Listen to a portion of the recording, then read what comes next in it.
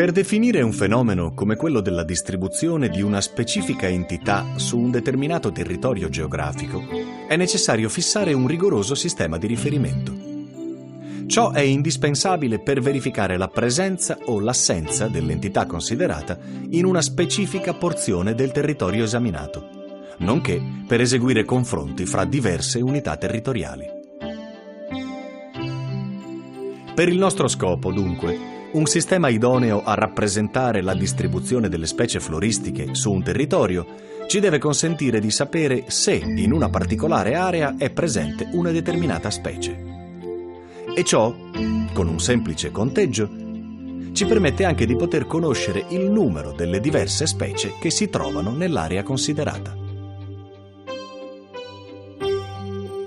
Per quanto riguarda il Friuli Venezia Giulia, la distribuzione delle specie sul territorio regionale è rappresentata mediante un reticolo cartografico, definito dal sistema adottato nella cartografia floristica dell'Europa centrale.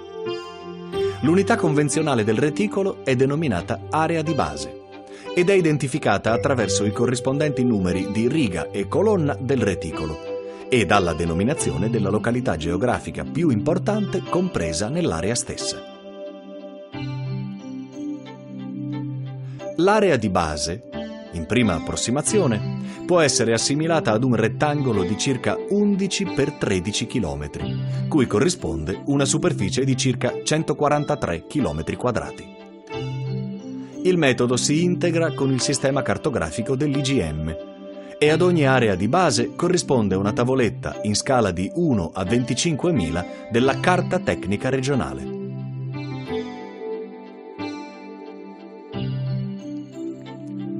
La copertura dell'intero territorio del Friuli Venezia Giulia è affidata a 78 aree di base, ognuna delle quali, come detto, è individuata dai corrispondenti numeri di riga e colonna del reticolo e dalla denominazione di una località geografica notevole compresa nell'area stessa.